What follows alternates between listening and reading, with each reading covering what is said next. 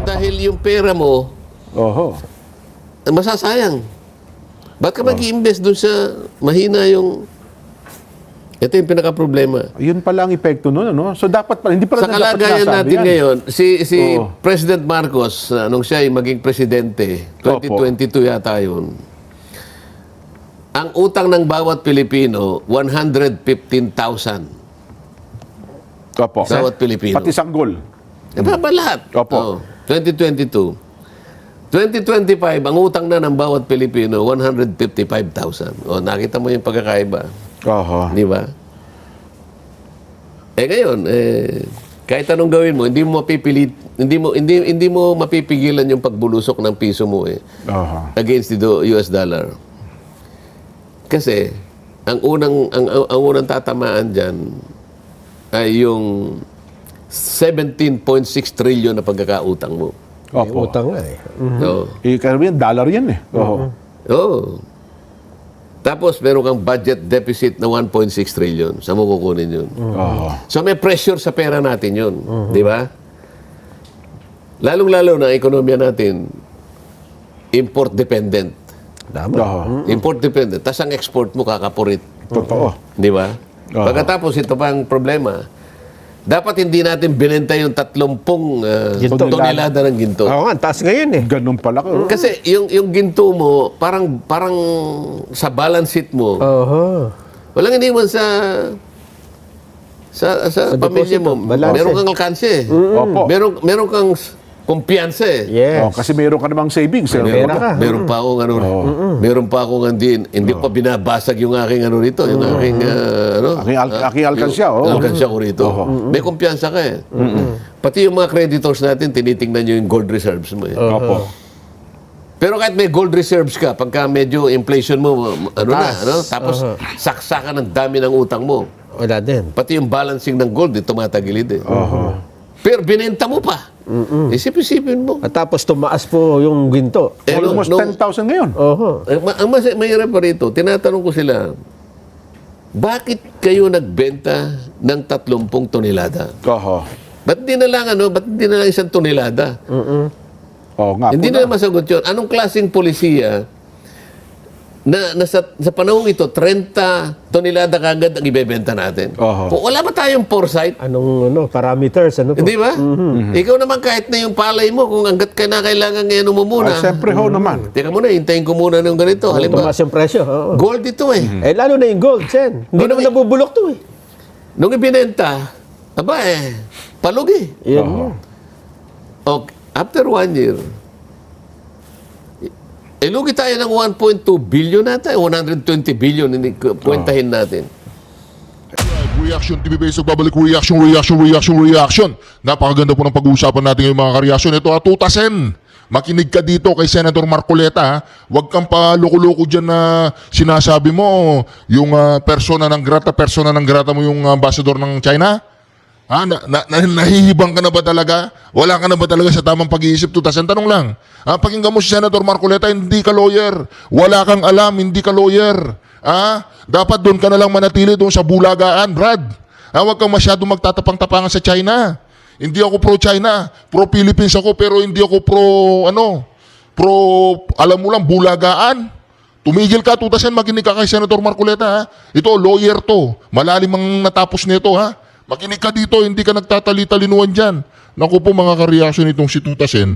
Nagtatali-talinuan po ito mga kareaksyon. Kaya dito si Senator Marcoleta, ipapaliwanag niya dito yung persona ng grata katarantaduan na yan. Tutasen, tumigil ka Tumigil ka. Yung sa boses natin, tama po yung sabi ni Nelson, malamig po talaga. Kaya medyo may konti po tayong sipon. Ganun pa man, kahit may konti tayong dinaramdam ay... Nandito pa rin tayo para makapaglingkod po sa ating mga taga-subaybay. Hindi naman po kayo pinayuhan ng mga doktor na kayo pahinga muna. Pinayuhan ko na yung sarili ko na huwag munang magpahinga. Ganun po. Mabuti na lang. Kanina ay merong isang nurse na natin dito. Na, Si Ate Beth Mercado. Tama, no? Ate Beth. nabalitaan niya lang na sinisipon ako. Opo. Binigyan ka agad ako ng pangunahing mga gamot na maiinom. Ayun, oho. At akala ito ko. raw ay inumin ko every 6 hours. May Ang napansin kagandahan ako. nito, naparami ng konti. Opo. Siguro sa tingin niya medyo baka mahirapang bumili ng tableta ito.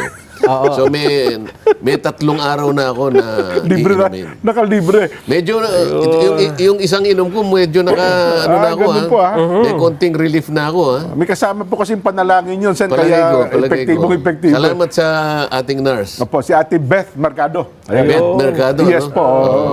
Nako, yan ho ang laging nag-aasikaso sa amin kapag ka meron tayong, ayun. Kasi ngayon, pag may sakit, di ba? Oo. Gaya ng Pangulo, ang payo agad Magpahinga. Sabi ng mga doktor.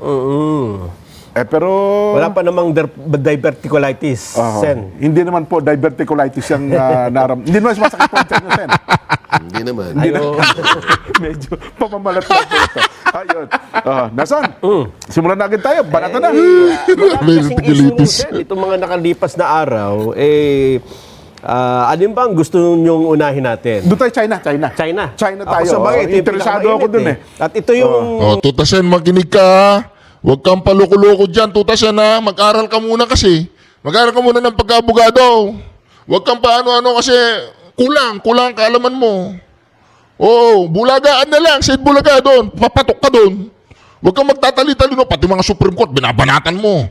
Medyo hindi lang sa Pilipinas na issue to international pinag-uusapan Yes. ito. Oho. Napakinggan ko to sa ibang news abroad, Sen. Anong aspeto ang gusto niyong talakay? Napakalawak niya. Maraming mga sangasangang mga Opo. aspeto yan. Himay-himayin natin. Simulan Baka natin hindi sa tayo matapos ng isang araw dyan. Opo, simulan natin, Sen. Ba't ba nagsimula? Ba't ba nag-react ang Senado? Doon tayo, Sen. Kasi itong pangyayaring ito, nakita na namin sa Senado, biglang nag-react ang mga senador natin ukol doon sa mga naging pahayag daw ng Chinese Embassy. Saan ba talaga ito nanggaling? Ang usaping ito. Palagay ko nanggaling sa mga sinabi rin ng ating mga opisyales. Okay, opo. Halimbawa, nung January 14 yata, yung isang Commodore natin sa ating Coast Guard, nangangalang Jay Tariela, ay pumunta sa isang pamantasan. Si J. Tariela po mga ka-reaction, nakikout po siya sa PMA. Hindi po siya gumraduate. Gumawa ng katarantaduan doon. Tapos pagkakatiwalaan ninyo, nung pang estudyante pala siya, gumagawa na ng katarantaduan, pandaraya. Ngayon, pagkakatiwalaan pa ninyo sa international, naku po mga ka-reaction, ingat ko kay Tariela. Yata yung De La Salle, Okay, opo. St. Benilde, Meron siyang discussion doon at meron siyang daladalang 3 caricatures ni President Xi Jinping. Oho. Hindi minabuti ng ng Chinese Embassy. Kaya nag-react sila. Opo. Pero alam nyo, kung huhukayin natin lahat ito, hindi lang doon nagmula. Maalala mo, 2 senador yata ang nagpunta sa Taiwan. Hindi ko lang ma-confirma kung sino yung pangalawa, pero balita ko ay si Senador Kiko Pangilinan ay nagpunta sa Taiwan. Opo. Ito'y patungkol dun siguro sa kagustuhan niya na maayos natin ang ating agricultural sector. Kasi siya yung chairman ng Senate Committee on Agriculture. Yes po, yes. At doon yata tinanggap siya ng Meco. yung Senado. Hindi Meco. Okay. Hindi siya pumunta sa Meco. Nagpunta siya, sinalubong siya ng mga, yung counterpart niya sa Taiwan. Opo, mga lawmakers ng Taiwan. Alam mo, pagka ganun, ang ating bansa ay nagpapakaingat dyan sapagkat nire-respeto natin ang One China policy. Kapag ang isang opisyal ng pamahalaan ay nakipag-coordinate ka directly sa Taiwan, Opo. sa kanila ay hindi maganda yun. Hindi maganda yun. Opo. At ito pa yung parang hindi maganda. May sinabi siya na, I respect the One China policy, but China should respect our exclusive economic zone. Aha. So, dalawang bagay na pinagsama niya. Opo. Mabigat kasi yun eh. Parang sinabi mo na, sige, kung gusto mong kumain ng ganito ay inirespeto kita. Opo. Pero respetuhin mo yung relihiyon ko, halimbawa. So, ang pinag-uusapan doon sa pagkain lang eh. Pagkatapos, pati relihiyon ay pinag-usapan na. Opo. Hindi pareho ang issue eh. Ang One China policy, pinag-uusapan natin yung issue ng recognition sa Taiwan. Opo. Okay? Issue ng recognition at issue ng sovereignty. Ang pinakapuntirya dyan, yung United Nations. Kapag wala kang nakuhang kapag wala kang nakuhang approbation ng mas maraming bansa, siyempre hindi ka re-recognize eh. Tama po. Oho. Mhm. So, paano nire-recognize ang isang bansa? Diyan na ang issue kung gaano ka karaming kaibigan. Opo. Di ba? Ngayon, hindi pa nakukuha ng Taiwan yung recognition na yon. Kasi tayo, bilang isang bansa, One China policy. Yun ang kinikilala natin sa yan. Opo. So, magpakaingat tayo na bigla na lang tayong gagawa ng ganong, although sinasabi mo na I respect the One China policy, Oho. pero sasabihin mo, China should respect our exclusive economic zone. Oho. So, ang isa ay involving sovereignty and political recognition by family of nations. Tama po. Exclusive economic zone. Ang pinag-uusapan, UNCLOS. Yes. So iba yung forum, di ba? Oho. Iba ang batas na sumasaklaw sa bawat isa, di ba? Oho.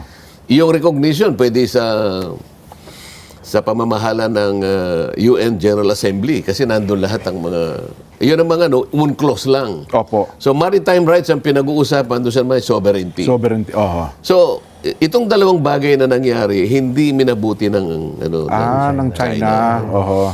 Mas malalim pa nga yung isa yung One China policy. Pagkatapos bigla mo sasabihin, but China should respect our exclusive economic zone. Mali naman yun. Hindi magkatugma yung dalawang issue na yun eh. Alam mo, kung tutuusin, maski tayo, hindi pa natin ma-define talaga Opo. yung ating exclusive economic zone dahil tayo ang may kasalanan. Mamaya, ipapaliwanag natin. Oho. Yun ang pinanggalingan. Tinatanong nyo kasi ano bang nangyari. So, opo. Naku po. doon sa panig naman ni Commodore Tariela, okay naman yung magpaliwanag ka eh. Halimbawa, ine-educate mo yung Opo. Talaga mga naman ganun. estudyante. May sinasabi siya, ito ay kayo mga pinaggagawa ng China dito sa panig ng ating mundo. Naku po.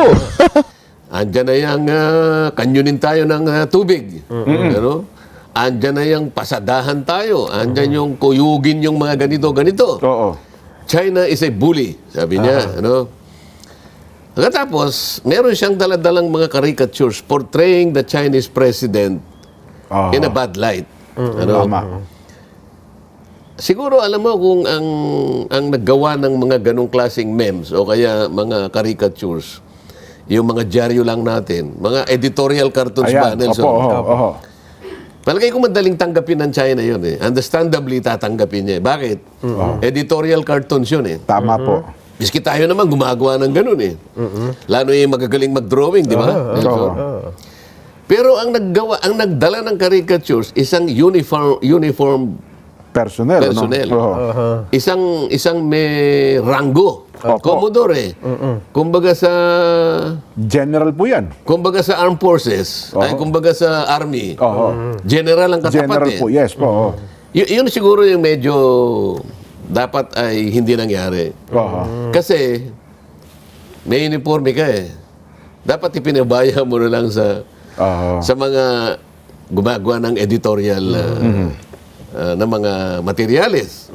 At sasamahan mo ng karton para sa ganun ay madramatize mo ng konti. Karaniwan naman yung editorial mo, doon mo ilalagay yung karton eh. Tama po. It's a way of dramatizing o kaya i-highlight yung gusto mong ilabas sa editorial mo. Hindi eh. Naka-uniforme ka. Opo. Pangalawa, tinanong ko si Senator Risa nung siya ay nag-deliver ng privilege speech. Aha. Palagay niyo ba ako, Your Honor, ay si Commodore Tariela, nakipag-coordinate ba ako sa Department of Foreign Affairs. Department Opo. of Foreign Affairs sapagkat kailangan yun eh. Apo. Ang Department of Foreign Affairs, ang ayon sa ating Executive Order 292, ito yung ating administrative code na kung saan ay talagang dinistribute ang bahagi ng ating bürokrasya kung Ang sino-sino. gampanin ng bawat tanggapan. Oo. Parang yung nakalagay sa Biblia, Opo. ang bawat kanya sangkap Oo, ay may kanya-kanyang gawain. Tama po, Naalala tama. mo yun? Yes po, oo. Si Nelson, Kanya-kanya, palagi hindi niyang, pwedeng- kasi hindi naman nagliliban sa Hindi pwede pagtitipon maghalo-halo. nito eh. Yes po. Bawat parte, bawat sangkap ng katawan, Oo. merong kanya-kanyang gawain. Ganyan, yung ating Executive Order 292, Administrative Code, ay talagang idinrowing doon ang function, Oo. ang sagutin, ang mandato ng bawat isa. Ayan. Ang tagapagsalita ng ating international relations, DFA. DFA. Yes po. Okay. Bakit kailangan ng DFA? Kasi sinasabi ni Senador Risa, the Chinese embassy Oo. and its officials and staff have no right to meddle into the internal affairs of this country. Yan ang balat eh. Nakalimutan nila na ang pinag-uusapan, ang dinidiscuss ni Tariela ay yung bahagi ng South China Sea. Na bahagi ng South China Sea ay yung dinesignate nating West Philippine Sea. Opo. Marami ang claimants doon. Kasama yung ating bansa. Kailangan maintindihan po ng ating mga kababayan to. So yung issue doon, hindi internal issue yun eh. International affairs yan. So, hindi siya simpleng internal, hindi domestic issue to eh. Oo. It is a matter that involves international law. Yes. O ngayon, sino ang tagapagsalita talaga? DFA. O sabi niya, sa palagay ko naman kanya, there is always a presumption of regularity. Aking tinatanong hindi sa palagay. Alam po ba ninyo na nakipag-coordinate kaya yan? O, dapat yung sagot ay may Opo. katiyakan. Depinido dapat, tama. oo. Depinido, may Opo. katiyakan, Oo. may certainty. Yes. Sa palagay ko naman kanya, hindi naman gagawa yun ng isang bagay na hindi man lang niya ikinonsulta. So I assume that Tariela coordinated with the DFA. There is always a presumption of regularity in Opo. everybody's work. Sabi niya, O, alam mo, pagka ganun ang isasagot mo sa isang abogado, halimbawa, Your Honor, sabi niya sa'yo, yung assumption of regularity is a disputable. Naku po! Kasi, Debatable. paano kung halimbawa nakapagpalitaw siya ng pruweba na si Commodore Tariela ay hindi naman nakipag-coordinate? Kasi sabi ko, Your Honor, pasensya na, pero nakausap ko ang Secretary ng Department of Foreign Affairs. Aha. Tinanong ko rin sa kanya yan. Ang sabi niya sa akin, hindi nakikipag-coordinate si Tariela. Commodore Tariela. Naku po! Aha. O paano ngayon yan? Siya ba ay humingi ng basbas sa DFA? Wala nga O maski na kaya, halimbawa, sa Secretary ng DND.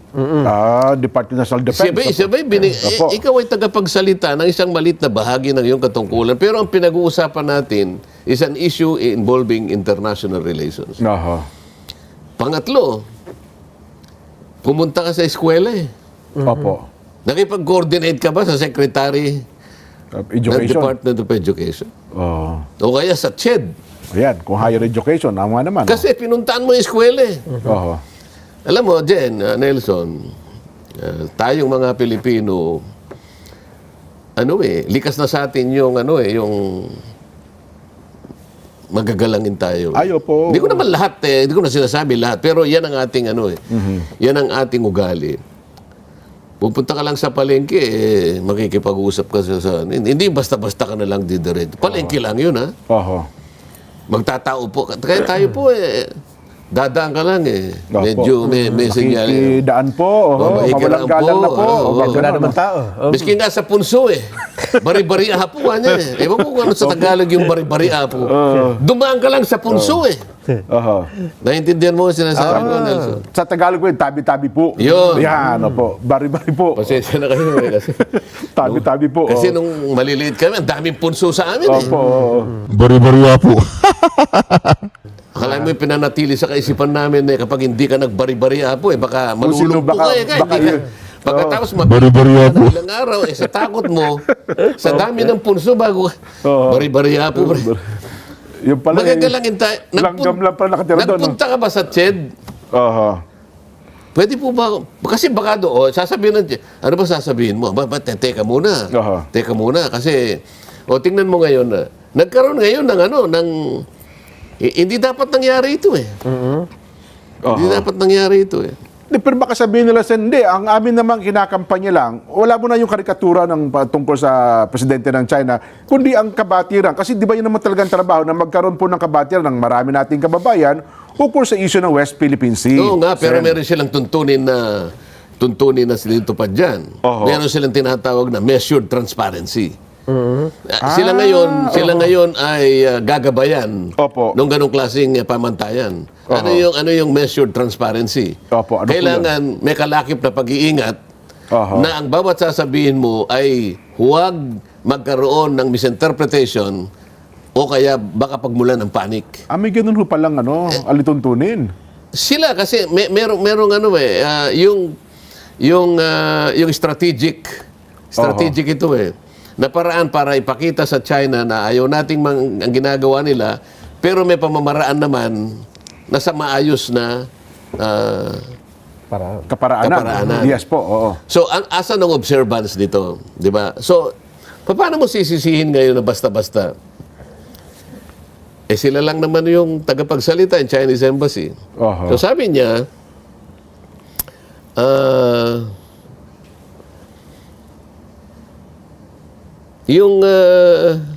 yung ginawa ka ni Commodore Commodore Tariela Tariela, opo. na statement Oho. kasama yung mga caricatures. Ito yung sinabi niya, is a serious violation of China's political identity and a blatant political provocation Oho. which has crossed the line. Ayun. Yun ang sinabi niya. Ngayon, hindi minabuti ng mga kasama kong mga senador. Wala kayong karapatang magsalita kung anong gusto namin sabihin dito. That is meddling into the internal affairs of the country. O, teka muna. Parang si Nelson. Kunwari, kunyari, mga malilit pa kayong mga bata. No? Ay, opo. Oho. Binibiro ka niya kung ano yung sinasabi niya sa'yo. Nagsalita ka rin laban sa kanya. Pareho lang ang Oo. Nagkatuksuhan. Nagkatuksuhan. Huwag ka masyadong ikaw na una di ba? Yun. Ibig mo ba sabihin, nung tinukso ka ni Nelson, nagsalita ka, sasabihin, ba't mo kinaga? Ikaw na una Parang ganun lang yan Oho. Alam mo,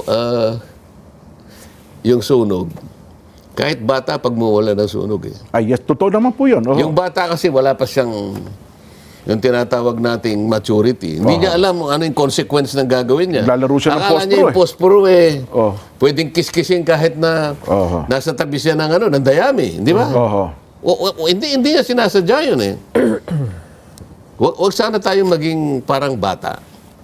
Pero kapag yung apoy na yung kumalat na, Sunog lahat yun, Sen. Oo. di ba? Opo. O pinag-uusapan natin ay international conflagration. Oho. Sinimulan ng isang bata. Hindi ko naman sinasabi yung makasama ko rin sa Senado ay puro bata. Opo. Pero Halimbawa lang po na. Halimbawa pag lang. malaki na, Oho. hindi na bata ang papatay sa sunog. Opo. It will require somebody, siguro isang statesman, para sa ganon ay maano natin yung apoy, mapatay natin yung apoy, di ba?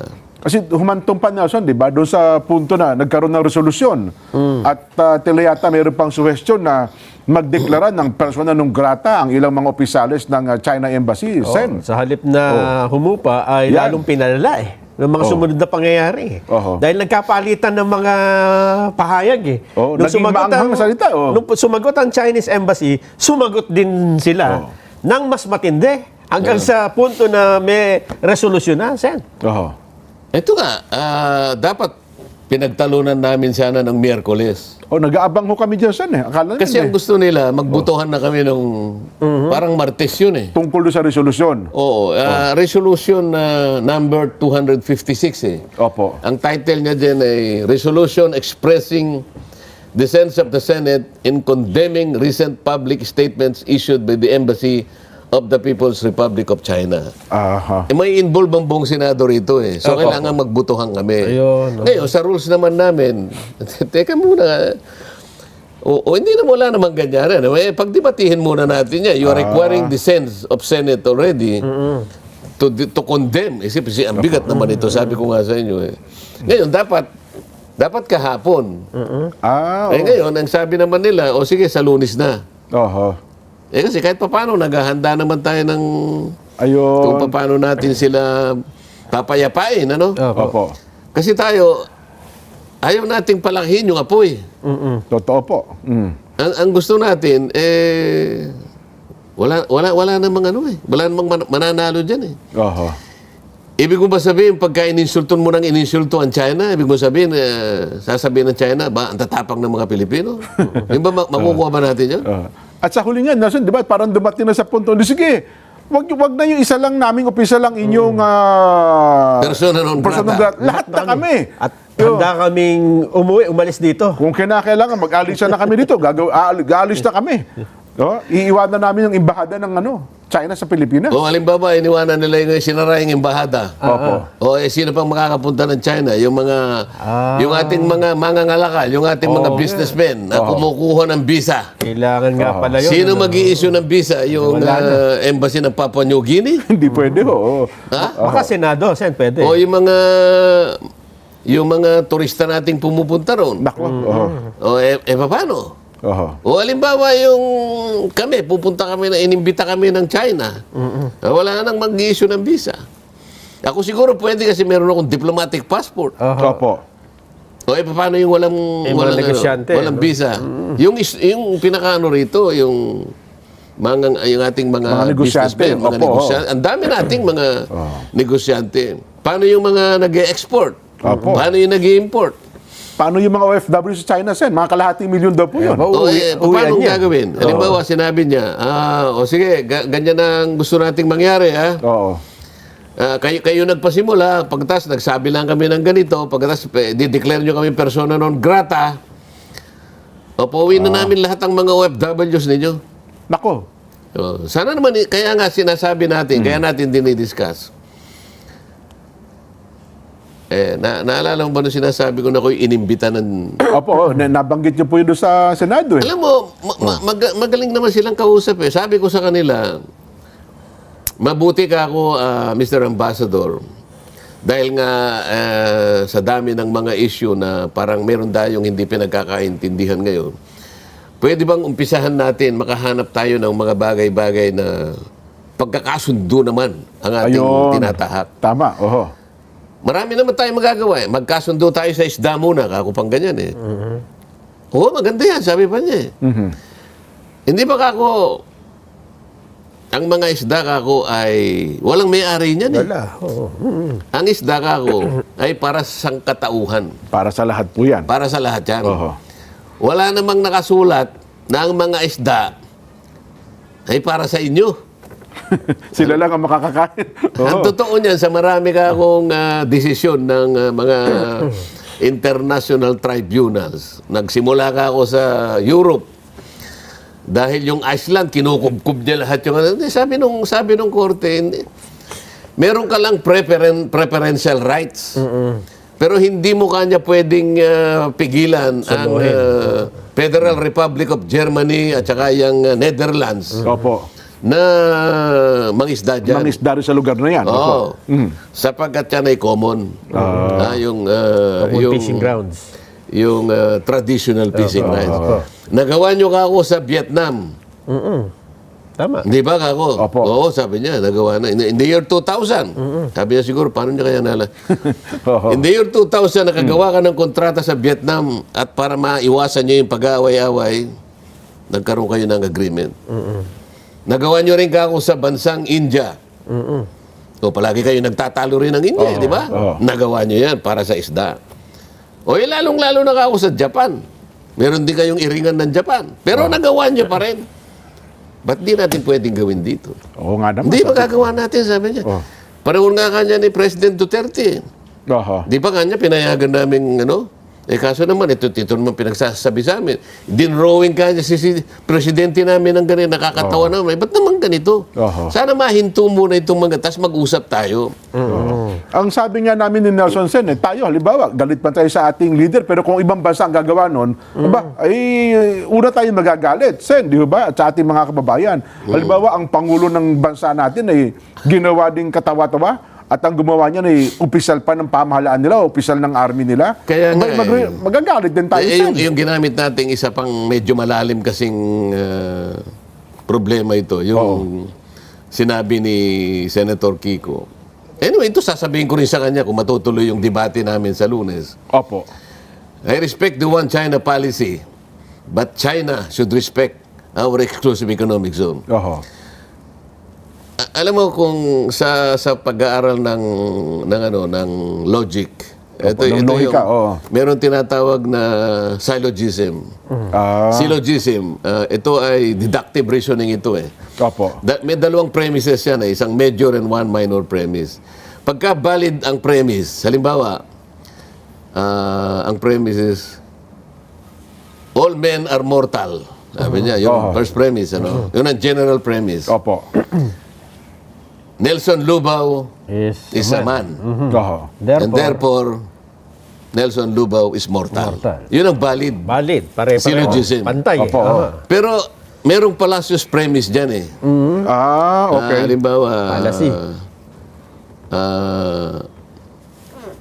fish is mortal, sabi niya. No, Nelson Lubao is mortal. Therefore, Nelson Lubao is fish. Ganun ang nangyari eh. Illogical Huwag mong yun. pagsasamahin ang dalawang invalid na premises.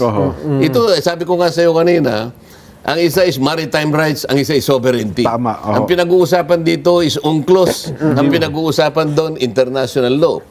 Ibang forum yun. Hindi pwedeng pagtagniin yun. Ang magsesettle dito, ang pinag-uusapan, political recognition. Doon sa isa, wala pang korte kasi sa mundo ang mag-adjudicate kung sino talagang may-ari ng mga isla na yan kasi merong nakasasakop eh. Nananatili tayong pare-parehong claimants eh. So wag mong paghahaluin yun. Ayun. Ngayon, anong pinag-uusapan natin? Nakahanda ba tayo para harapin halimbawa yung napaka-komplikadong issue ng West Philippine Sea. Ako sa tingin ko, sinasuggest ko nga, tawagin lahat ang mga stakeholders. Tawagin si Commodore Tariela, tawagin ang DFA, tawagan kung sino yung... Tapos magtabag tayo ng international experts para magkaalaman tayo dito. Ako wala akong pretenses na akala mo naggagaling-galingan ako. Hindi. Magtanong sa nag-aaral tayo lang sa ako marunong. meron lang akong konting kaalaman dito. Ngunit sa nakikita ko, hindi lahat naiintindihan ito eh.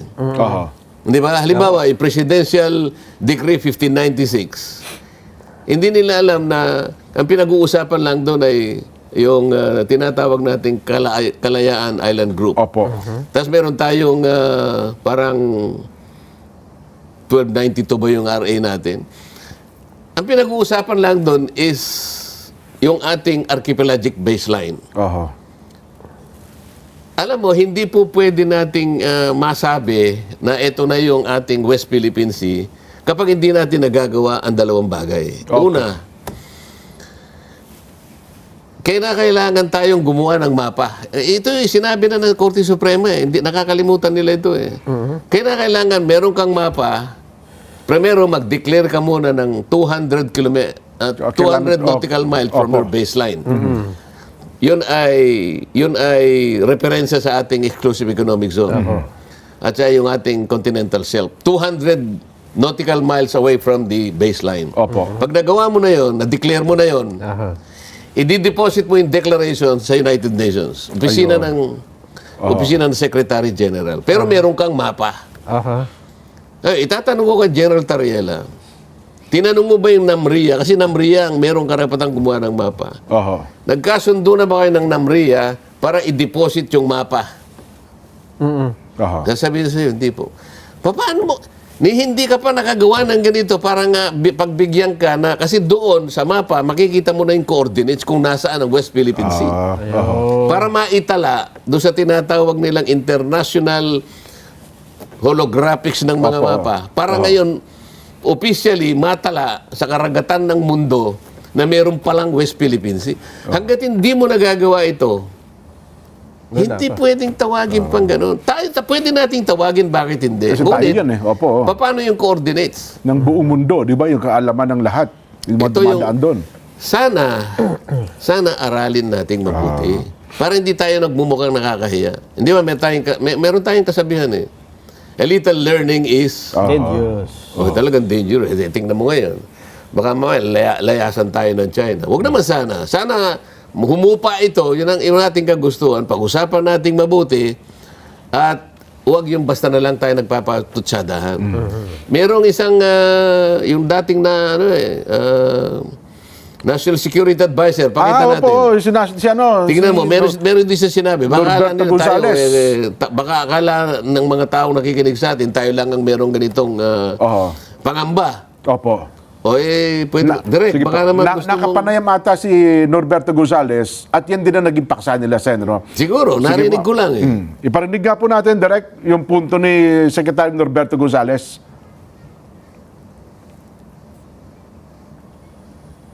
Normally, hindi tama. Pero ang problema natin, mukhang may breakdown tayo ng policy natin sa international. Hindi malinaw ang mga guidelines natin. Kaya yung mga katulad ni Tariela ba yun? Ang mga katulad yan, gumagawa ng sariling aksyon. Kasi dapat malinaw ang mga guidelines yan, lalo ganyan, no? Sensitive ang ating issue sa China. Pinapakialaman mismo ng Pangulo yan. Pero tingnan mo ginawa ni Tariela. Tapos, sa halip na pagsabihan natin si Tariela na hindi tama yung kanyang ginawa, may mga sa lipunan natin ang medyo lalo pang dinadagdagan yung ginawa ni Tariela. Yan. Ayun. So, iwanan natin ang issue yan. Nagkakaintindihan tayo. No? Dapat, sa mga sensitibong mga pagsasalitang ganyan, ikonsulta muna doon sa talagang tagapagsalita. At kung kinakailangan na kunin yung approval ng opisina ng presidente, sapagkat sa ating saligang batas, siya ang arkitekto ng ating international relations. Para hindi tayo malagay sa alanganin, sa kahihiyan, at lalong-lalo na sa isang bagay na baka hindi natin pare-parehong pakinabangan. Meron kayong kasama sa Senado, Sen, na nag-vlog pa eh. Nang tila yata ang sabi eh. Naku po. Parang yung ibang senador dito, daig pa yung Chinese kung makapagtanggol sa China. Na para bagang kayo ang pinasasaringan, Sen eh. Meron bang ganun? At tila yata, yun ang binabanggit nila eh. Kung yun ang kanyang pagkakaintindi. Pero ako kapag nagsasalita akong ganito, ang aking bansa, ang interes ng aking bansa, ang nilalagay ko sa kauna-unahang priority. Dahil kahit ano pa sabihin mo, insultuhin mo araw-araw ang China. Because, aalis ba yung China? Ha? Baka hindi ho. At saka mismo ang DFA nagsabi, Jen, na pagka meron kang mga issue na gusto mong ipahayag, ang foreign heads of state and government, in particular, should be off limits or at least treated with respect regardless of our personal views. Talagang hindi po pwede. Totoo. Isasali mo yung head of states. May mga subject matter expert na dapat dyan. No?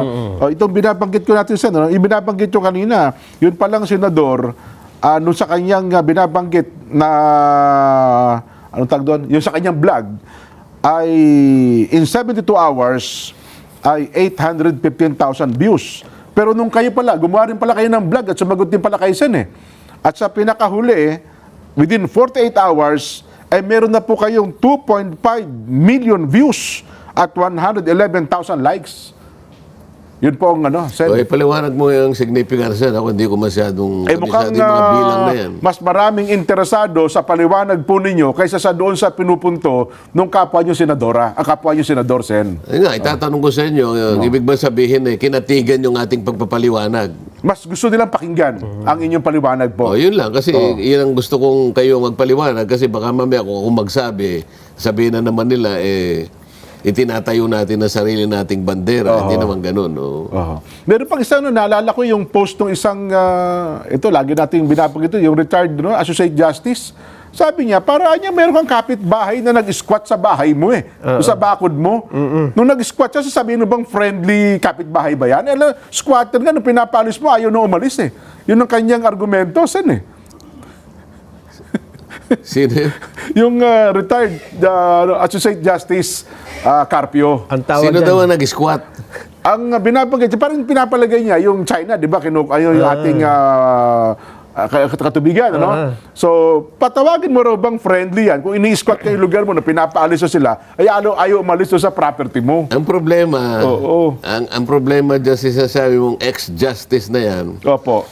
hanggang ngayon, hindi nila ma-determine yung coordinates ng West Philippine Sea. Di ba?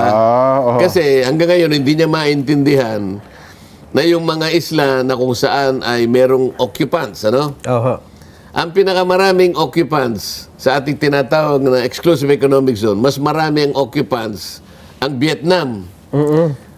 Pero ang Vietnam, hindi natin inaaglahi, Opo. Meron ding occupied ang China. Pero ang ibig ko sabihin, ba't hindi tayo consistent? Mas maraming ang nakuha ang Vietnam. na feature sa ating exclusive economic zone ang Vietnam, mas konti ang China. Oo. Bakit ibang trato natin sa China? Bakit sasabihin nila, dinidepensahan natin? Bakit merong isang feature ang Malaysia na nasakop ng ating exclusive economic zone na paglalapit tayo doon, tinataboy din tayo ng Malaysia. Ba't hindi tayo nagagalit sa Malaysia? Ba't sinasabi ng justice na yan, ang China lang palagi? Consistent tayo. Sabihin mo, ako nakikinig ka ni Sir Justice, sabihin mo sa Malaysia, huwag kang mag-squat. Di ba? Sabihin mo rin sa Vietnam, huwag kang mag-squat. Huwag lang ang China. Banatan mo lahat. Hindi yung namimili ka. Ang problema sa kanya, hindi naka-squat Silang occupant ng picture Ayun. Under international law, sabi ko nga sa inyo, yung occupant nun, Sila. lalo na kung isla yung na-occupy niya, Magkakaroon din meron ng tinatawag na enclave territorial sea. Yes. Ano yung ibig sabihin nun? Magkakaroon ng entitlement yung isla ng 12 miles from the baseline. Yes. Alam mo ang problema ngayon? Sa ngayon, walang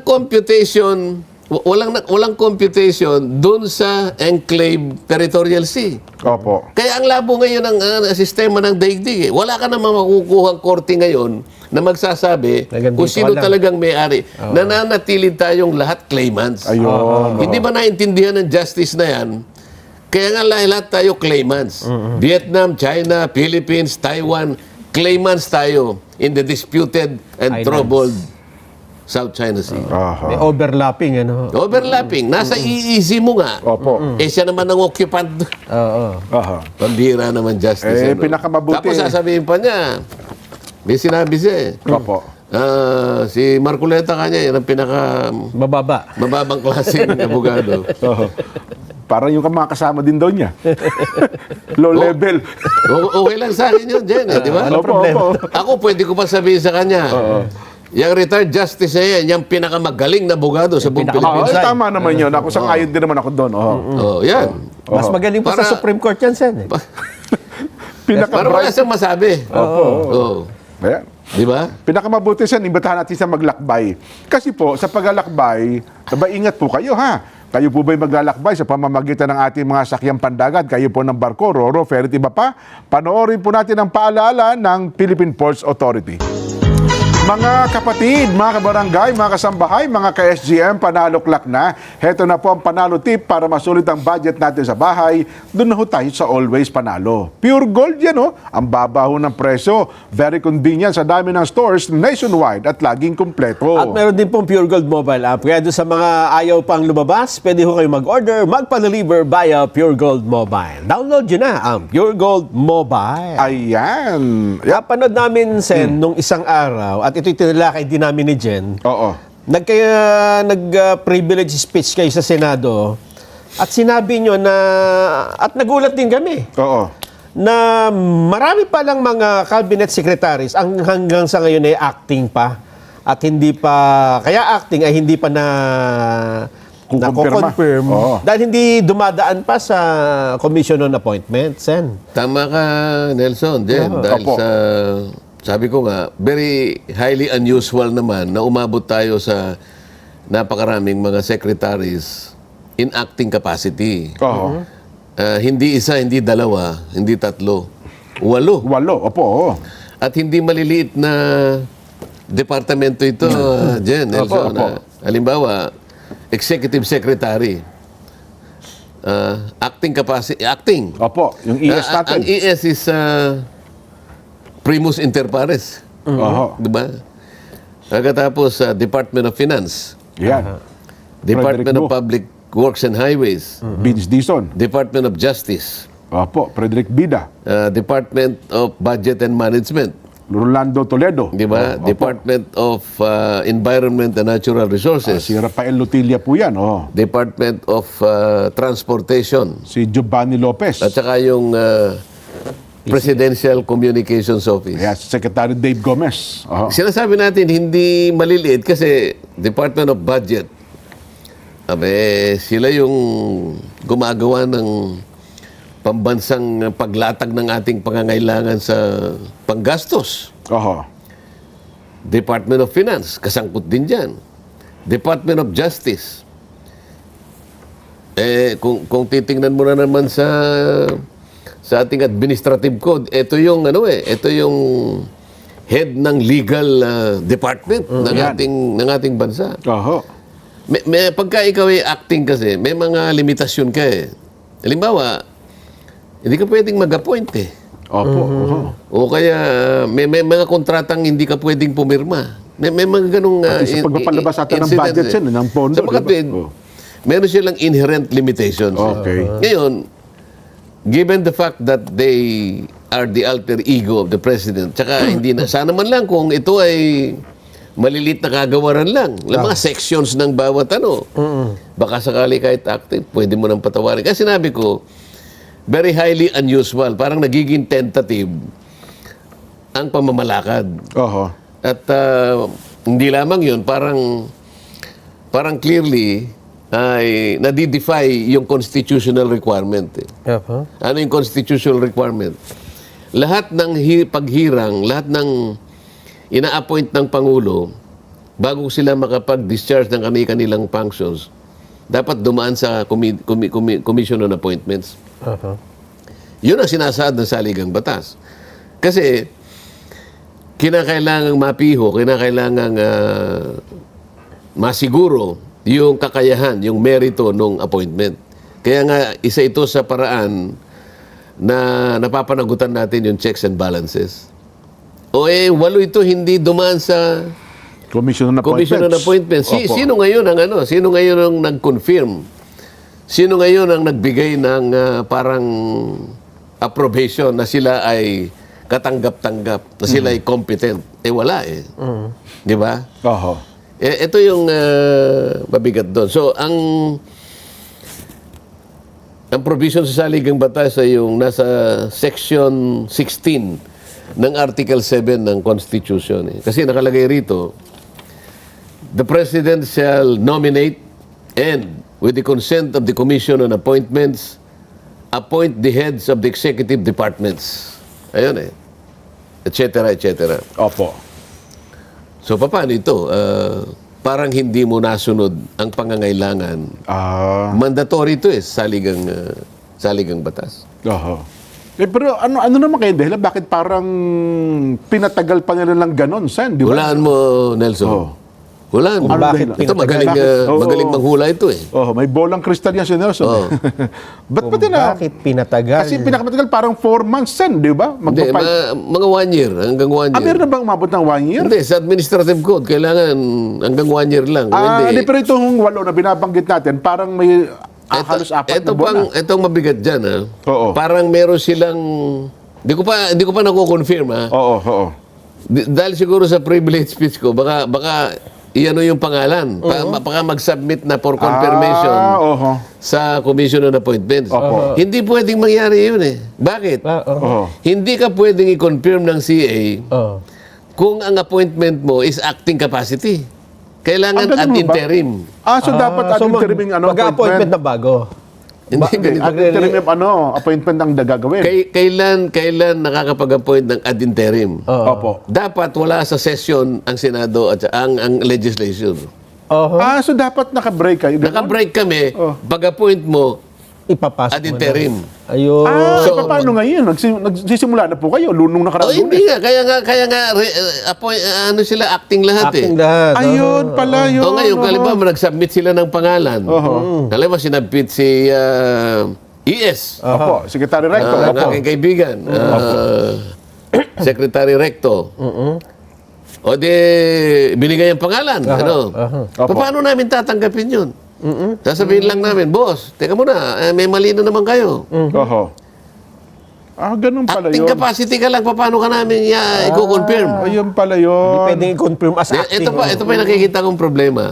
Opo. Hindi ko malaman kung bakit tumagal ng tumagal si Secretary Lotilla ng DNR. Ayun, ang tagal na, Dalawang beses na siyang na-appoint. Opo. Dalawang beses nang na-appoint. Pagkatapos, inaasahan ko, nung mag-break kami, ang break, December 30 eh. Opo, Kasi naalala mo yung ratification ng Yes, yung the budget. Opo, budget. opo. Tumabot kami ng December 29. Kinabukasan, break. Yeah. Dapat sana, Nung pag-break na yun, isinabit na ad interim appointment. in-appoint ad interim sana. Yun. O hindi nangyari yun. Tapos nakaano na kami ngayon. Nasa session kami. Technically, parang bypass ulit siya. Ganun ba yun? Hindi Wala lang pa. yun eh. Oo. Ano ngayon yung nature ng kanyang ano? Yung pagiging acting niya. At saka yung appointment niya. Dapat hindi na sa...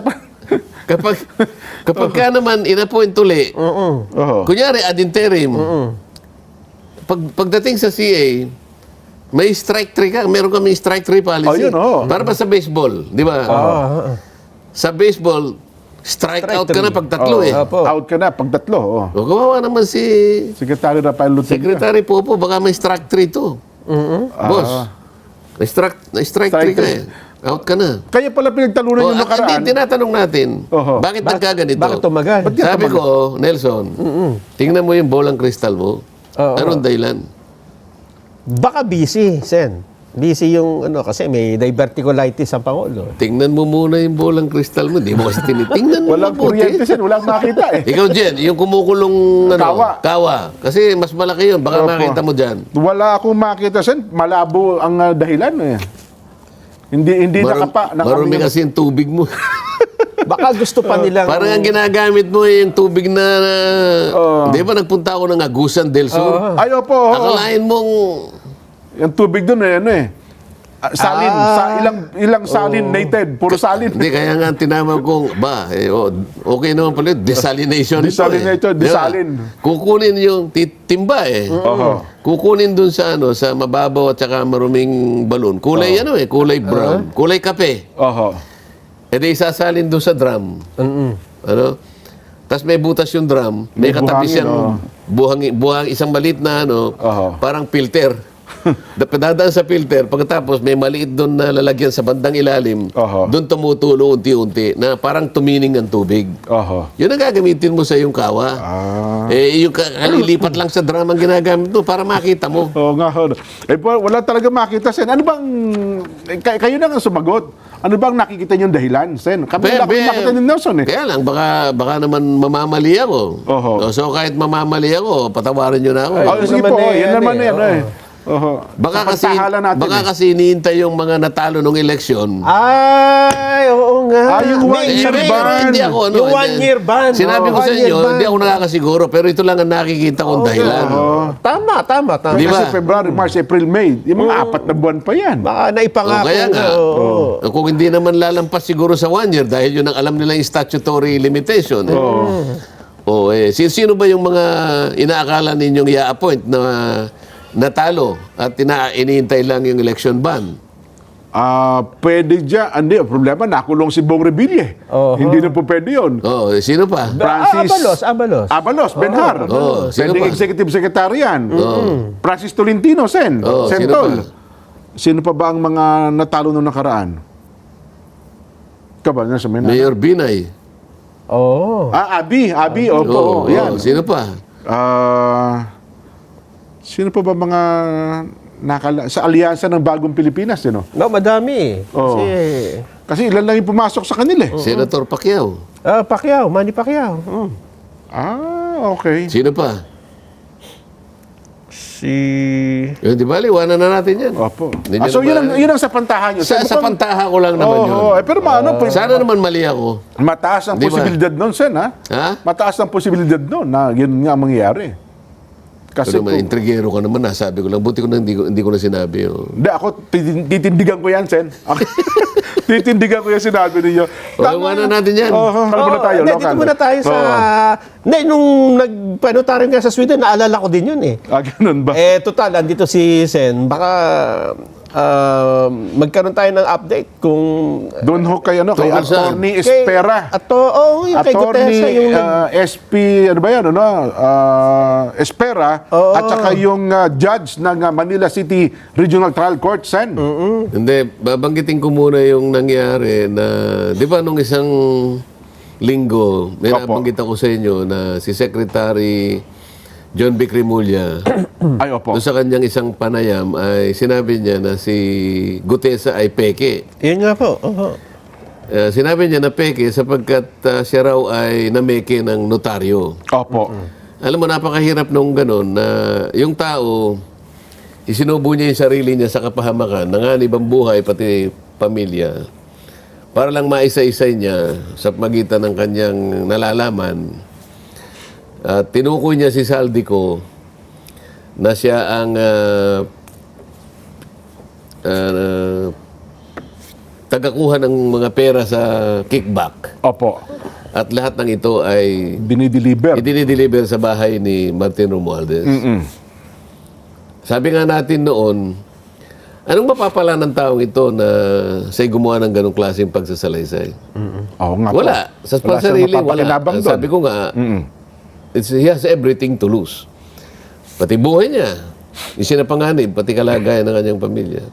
Pero imbes na ang Estado ay bigyan ng pagpapahalaga yun, kung ang Estado ay talagang interesado para usigin ang talagang may kasalanan, yung may utak nito, dapat lahat ng protection. Kahit hindi humihingi. Totoo po yun. Kung ang Estado ay interesado, siya nang magkukusa na ibigay lahat ang benepisyo, lahat ng proteksyon na kakailanganin mo para sa ganun, mausig mo yung tao na gumawa ng lahat ng ito ng paglimas sa kabangbayan. Anong ginawa? Sa pagitan ng maraming kasangkapan. Abay, kapeki yan. Idinimanda pa ng DOJ ng falsification.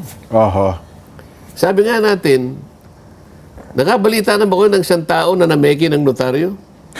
Wala pa po akong alam, Sen. Anong mapapala niya sa pamimeki ng notaryo? Dahil kumita ba siya? Ay, tsaka mura lang magpanotaryo eh. Ngayon, dahil nga sa para lang maalis yung ganong klaseng stigma do sa tao, no? Kawawa naman.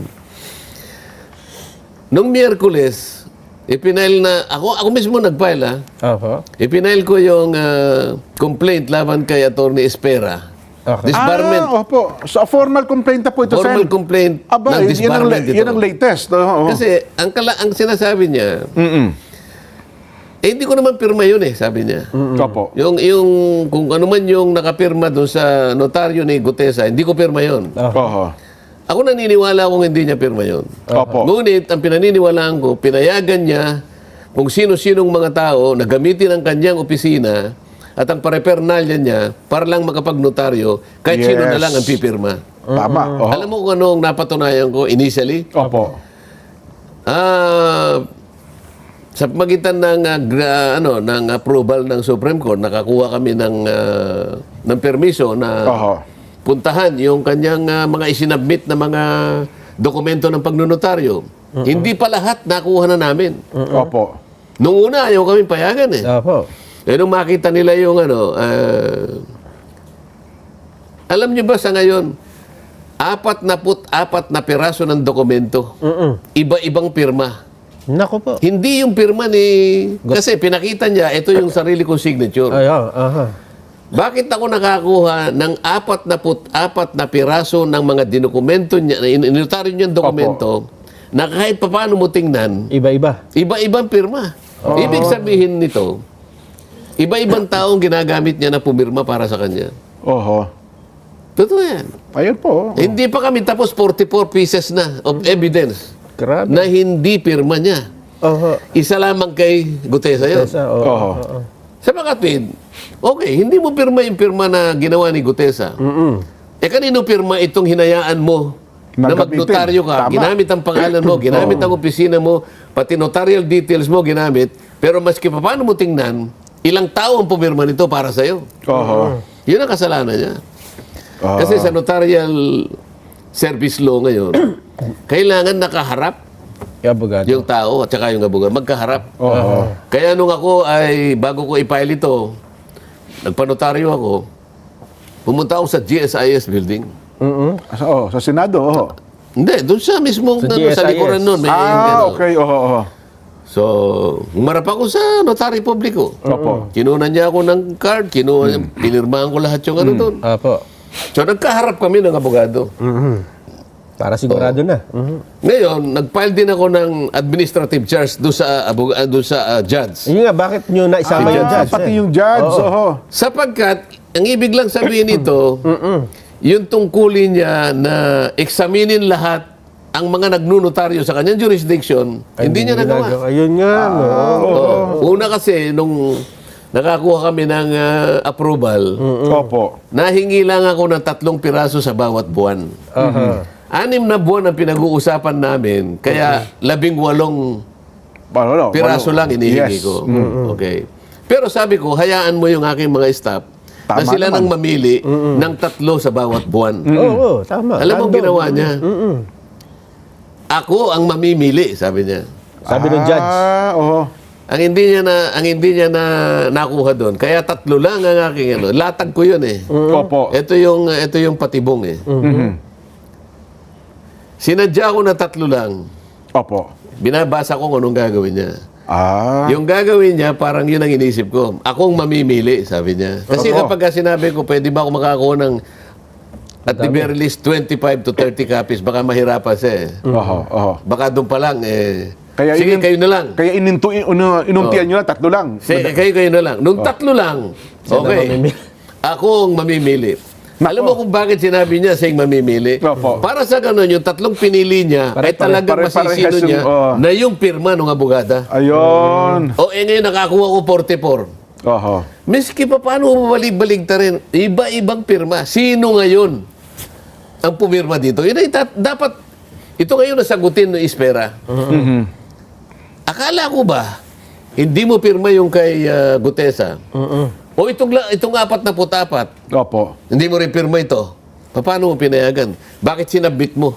Nako. Bakit sinabit mo sa notarial section ng RTC ng Maynila? Oho. Ngayon, bakit ko isinama sa administrative charge? Oho. Yung judge. Oh, Hindi niya ginampanan ang tungkulin niya. Ayun. Primero, Pala. napakasangkapan siya doon. Oho. Siya pang namili. Nung ipinilit ko doon sa nung nasa Sa plenary hearing ng debate na Senado, kami, opo, oho. nandun yung Office of the Court Administrator ng Supreme Court. Oho.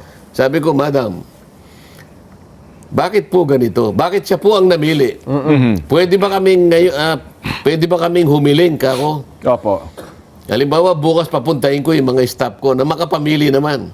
Kahit ngayon po, kanya papuntahin nyo na. Nako, oo. O di sa tuwa ko, pinapunta ko kagad. Pinapunta niyo ang tao niyo. 44 kagad ang nakita namin, hindi pare-pareho. Iba-iba talaga ang So pirma. kagaya ng ginawa niya kay Espera, apat na dokumento, ganun din ang ginawa. So sasabihin niya, hindi ko pirma yan. Ako, di peki lahat yung 44 na yun. Peki lahat yun. Oo, yun ang lalabas Dapat doon. usigin din lahat yung mga tao nagpa-notaryo sa kanya. Oo. O bakit hindi ngayon ginawa ng judge ang tungkulin niya?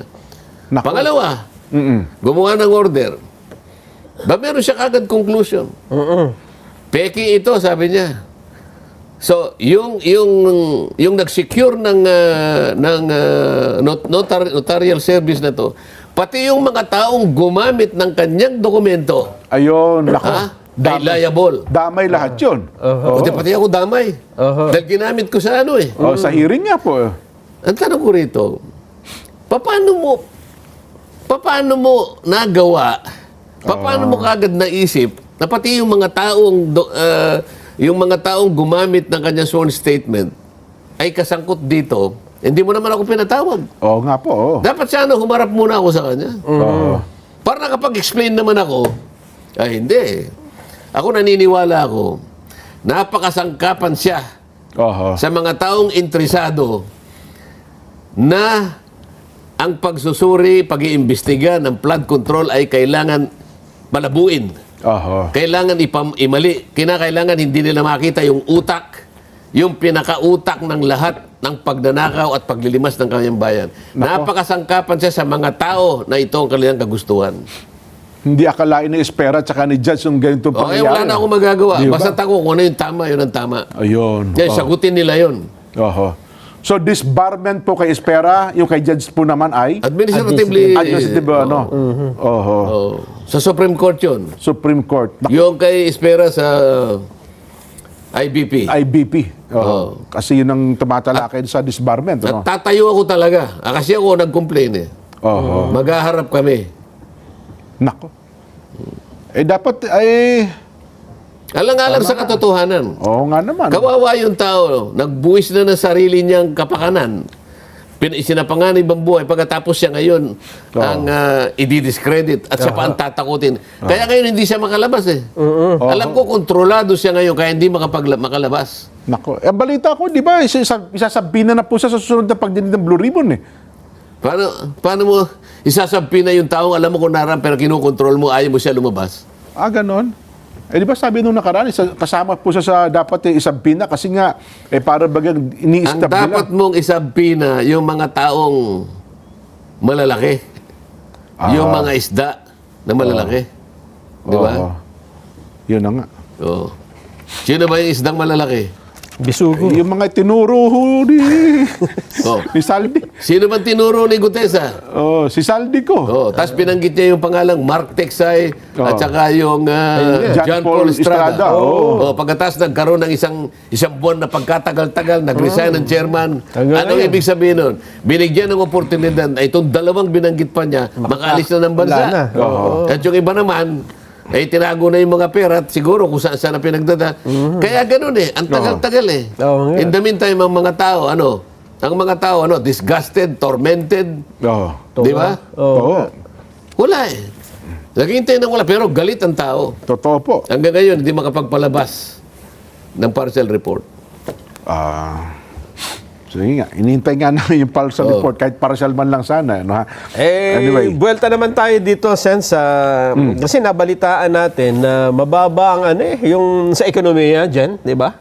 Inireport ng nakaraan yan, no? Hindi natin Statistika. makuha yung target eh. The lowest economic target Magkano yung ating GDP? 4.4. 4.4 lang po. Ito yung buong 2025. Yes po. Yan, yung sinasabi ko sa inyo. At tapos yung Ano yung original estimate? 5.5. Ang target po is 5.5 to 6%. 6. Yes. Opo. Anong kinalabasan? 4.4. O yan, lethargic. Okay? Ano ibig sabihin? Mahinang-mahina. Bagsak na. May sakit ang ating ekonomiya. Lowest po ito eh. Isip-isip mo ng target mo, 5.5, pagkatapos you will settle for 4.4. Ano ibig sabihin nun?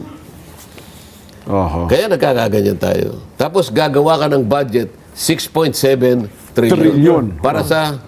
Saan tayo kukuha ngayon para masapatan yun, Sen? Utang na naman. No, ewan ko sa inyo. Ang projected income mo is 1.5 trillion. Ano 5 trillion. 5 trillion, opo. So meron kang deficit na 1.6 to 1.7 trillion. Utang na naman yun. Tapos ito pa ang sitwasyon. Di wala atang pumapasok ngayon sa atin ng foreign direct investment. Sen, mukhang yun ang problema. Tsaka Wala iba, na. matras din Apektado higit sa kalahati. 50% more ang bagsak ng foreign direct investment. Hindi mo pa nakikita. Ang ating outstanding debt, Opo. magkano na? 17 trillion na po ata, kung hindi ako nagkakamali. 17.6 trillion. almost 18 trillion na pala. Okay, 17.6 trillion, lumampas ka na doon sa conventional parameter. Oho. Anong conventional parameter? Debt to GDP ratio 60%. Oho. Ano nangyari? 63.1%. 63 na. Ano ibig sabihin ng 63.1%? Ang pera natin nagagastahin para sa taong ito 63.1% pambayad ng utang. Opo. Less than 30%, 37% ang panggastos mo sa pangkabuhayan. O ano ngayon ang gagawin mo?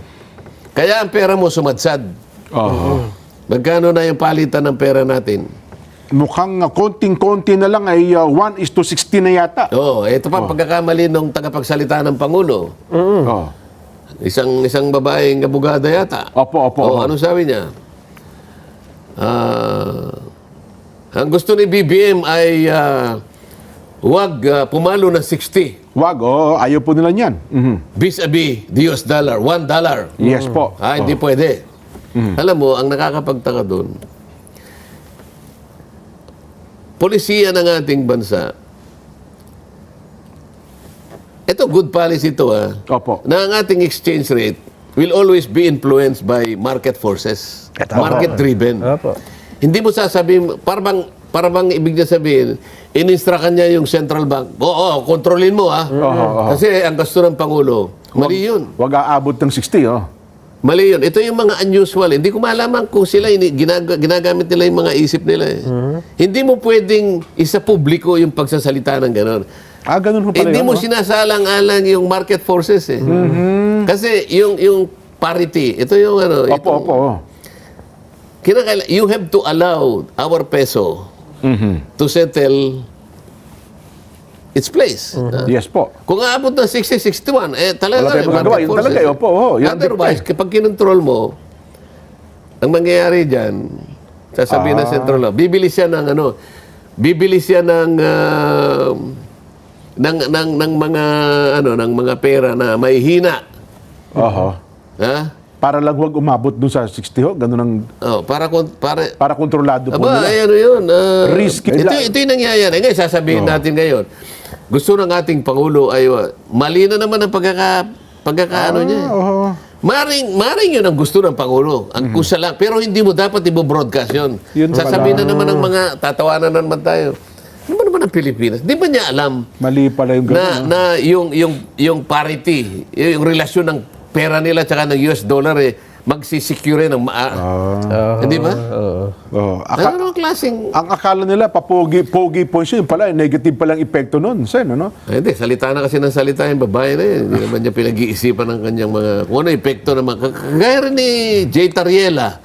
Kung puro ganito na lang tayo, salita ka ng salita, hindi mo man lang sinusukat ang consequence ng pinagsasabi mo, tayong nababayubay sa sa paghihirap dito Nako. Dapat Wala na tayong panahon. dapat na lang siguro sen mag-invest tayo sa yung human investment sa kapakanan ng mga estudyante natin. Sana. Di ba ang balita ko sen meron pagpupulong EDCOM 2 ba yun? Parang binanggit ni Senate President Soto nung parang kasama ba Senado doon sa EDCOM? Education Committee ba yun na dapat po ay mapag-uusapan itong kapakanan ng mga mag-aaral natin? Meron namang EDCOM talaga Opo. Ayun. Yan kasi ay komisyon na katulong ng Education Commission ata ang tawag doon, Sen, ano? oversight yan kamukha ng energy. Meron tayong, di ba? Opo. Joint Energy Commission. Yung mga JCEC. Yung Agriculture Commission nagtayo na. Kasi dati, walang Agriculture Commission. Nakakatulong yan, parang oversight. Ayun. So, mayroon kasing, nakita ko lang dito sa ano, mayroon kasing panawagan daw po si DepEd Secretary Sani Angara na magkaroon tayo ng whole of government approach para masolusyonan daw po yung learning crisis ng ating bansa. Ito daw po yung kasabay ng pag-usamitin nila ng EDCOM 2 report at national plan para po sa Pangulong Bongbong. At kailangan niya, sabayan po yung aksyon mula sa DOH, DSWD, sasabayan po ito ng nutrisyon hanggang sa TESDA, sa CHED, at para daw po sa trabaho. Ito daw po ay dapat magkaisa at para matagumpay yung 10-year education roadmap ng Pilipinas. Pero kailangan, ipundar mo muna lahat ang pangangailangan. Yun. Una, kailangan ng mga teachers competent. Ayan, Ayan, tama opo. po. Paano makapagtuturo ng mahusay ang mga teachers kung yung sweldo hindi naman sapat? Opo. Di ba? Paano siya makakapagturo kung wala siyang training? Kailangan, pati teachers, meron namang continuing training. Opo. Yung mga abogado nga, merong MCLE, yung tinatawag. Opo, yearly ho yan. sir. Mandatory Continuing Legal Education. Kung mo abogado ka, akala mo lahat ng batas, alam mo, Hindi po nagbabago yung may mga jurisprudence. bago, opo. Ganon din ang teacher. Oho. Paano yung eskwela? Kung konti ang mga eskwela, isang araw, isang buong, Isang buong programa, Isang opo. buong programa kung paano natin madidiretso yung pangangailangan natin ng classroom. Opo. Di ba? Oho. Yung Magna Carta for Teachers, Yan, isa pa po yan, Sen. Oh. na kung hindi ako nagkakamali, 1957 na ito, 1956. Dapat mabago na. Hindi, napakaraming provision doon na para sa teachers, hindi naman binibigay. Oho. O, paano ngayon? May, sangkot yun sa kalidad ng, ng mga produktong may pupundar mo sa pag-aaral eh. Bagay ngayon Di ba? kay Secretary Sani Angara. Ako hindi ko approved na eh. kinahihiya na ako'y produkto ng public Ay, education. tama po naman, Sen. Oh. Noong panahon namin, yung public education, magagaling ang teachers. Oho. Stricto pa eh. Oho.